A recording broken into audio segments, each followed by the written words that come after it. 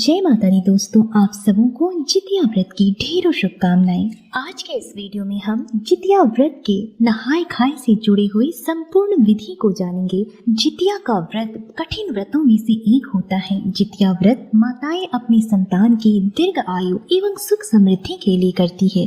जितिया का व्रत जितना कठिन होता है उतना ही कठिन इस व्रत के नियम होते हैं। जितिया व्रत में किसी प्रकार की भूल चूक होने पर हम पाप के भागी बन सकते हैं। इसलिए जितिया के व्रत के सभी नियमों का हमें पूर्णतः पालन करना चाहिए। इसलिए दोस्तों, बताए गए सभी नियमों को ध्यान पूर्वक देखिएगा और अगर वीडियो अच्छा लगे तो लाइक और शेयर जरूर करिएगा। जितिया व्रत के नहाय खाए के नियमों को जानने से पहले आप जितिया व्रत से जुड़ी हुई कुछ प्रमुख बातों को जान लें। जैसा कि हम सभी जानते हैं कि जितिया का व्रत 3 दिनों तक किया जाता है। पहले दिन नहाय खाए, दूसरे दिन खर जितिया और तीसरे दिन जितिया व्रत का पारण किया जाता है।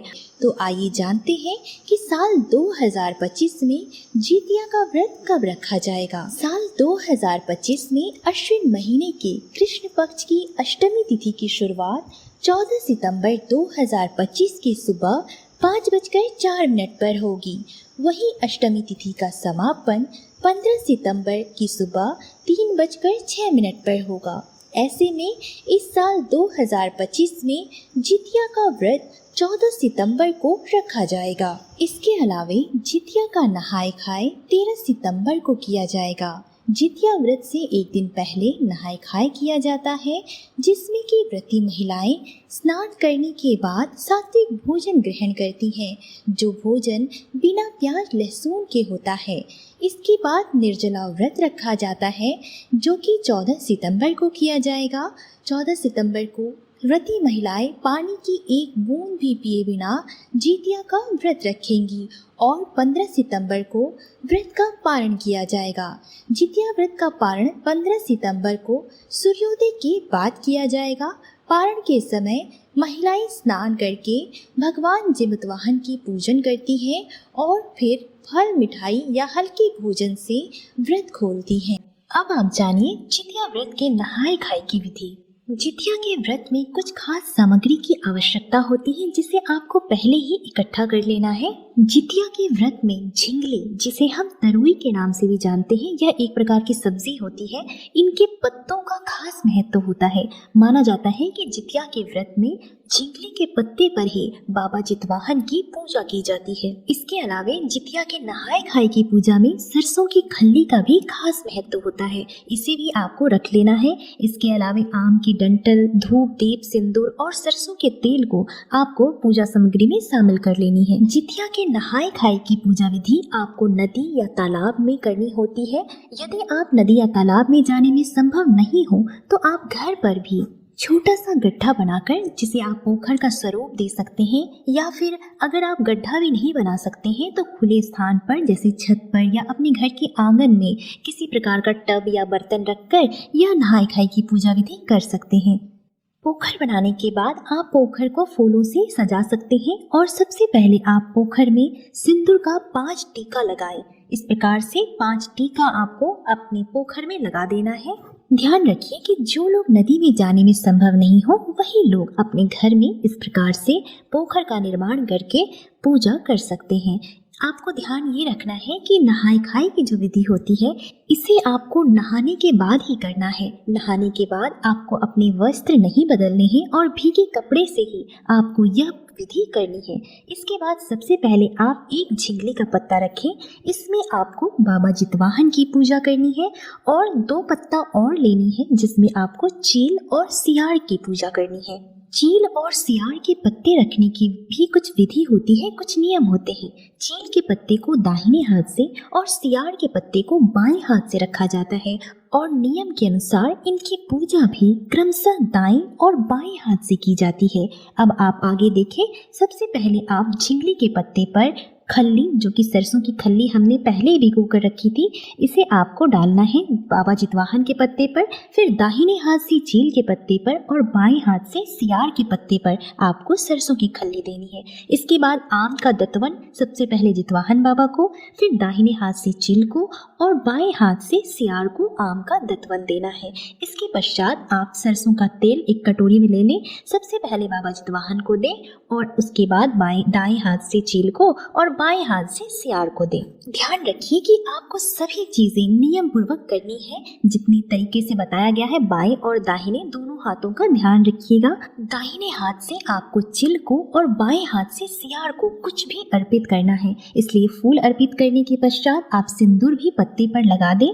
आप एक और बात का ध्यान रखें कि यह जो पूजा विधि है वह उनके लिए है जिनकी सास ससुर अभी जीवित हैं, वो इस प्रकार से पूजन करेंगे। जिनकी सास ससुर नहीं है उनकी पूजा करने के लिए अलग विधि होती है, जिसे मैं आपको आगे बताऊंगी।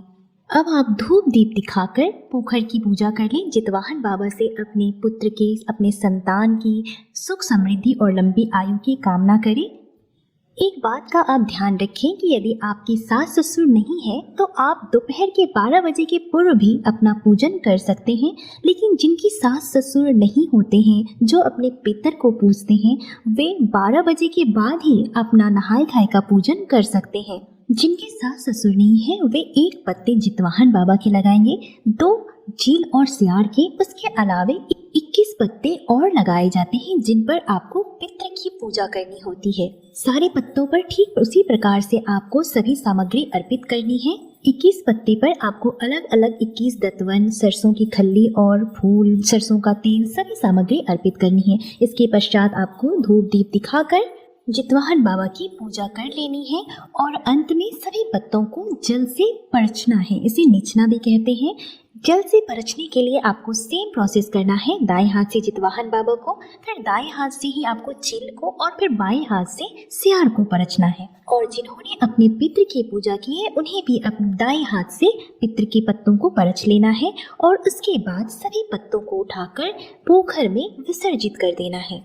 देखिए, ठीक इस प्रकार से अपनी भूल चूक की क्षमा याचना करते हुए सभी पत्तों को एक एक कर पोखर में विसर्जित कर दें। दाहिने हाथ से चील को और बाएं हाथ से सियार के पत्ते को पोखर में डाल देना है और जो पितृ के पत्ते हैं उन्हें भी एक एक करके आपको पोखर में डाल देना है। अब आप एक बात का ध्यान रखिए कि आज के दिन आपको अपने बालों को शैम्पू वगैरह से नहीं धोना है। आज के दिन आपको अपने बालों को जो सरसों की खल्ली है उसी से धोना होता है। सरसों की खल्ली जो हमने अभी पत्ते पर डाली थे ना, इसे हम सरसों की खल्ली बोलते हैं। जो इसे फुला के रखे थे, जो बच गया है, इसे ही अब अपने बालों में लगाकर हमें नहाना है और इसके बाद आगे की प्रोसेस हमें करनी है। आगे भी कुछ और विधि बाकी है जो नहाय खाए की पूजा में करनी होती है। इसके बाद आपका नहाय खाए का जो पूजा होता है वह संपन्न होगा। नहाने के बाद आपको सबसे पहले केले के पत्ते लगाने हैं, जिसमें आप जितवाहन बाबा की पूजा करेंगे, और 2 पत्ते चील और सियार के लगाने हैं जो झिंगली के पत्ते होंगे। इस प्रकार से आप पत्ते लगा दें और जो पितृ की पूजा करेंगे वे 21 पत्ते झिंगली के लगाएंगे। पत्ते लगाने के बाद अब आप इसमें भोग अर्पित करें। भोग आप अपने घर में जिस प्रकार से नियम हो, जो आपके घर में भोग चढ़ता हो, उस प्रकार से आप बाबा जितवाहन को अर्पित करें। हमारे यहाँ पर चूड़ा दही भोग में अर्पित किया जाता है, तो सबसे पहले हम बाबा जितवाहन को चूड़ा अर्पित करेंगे।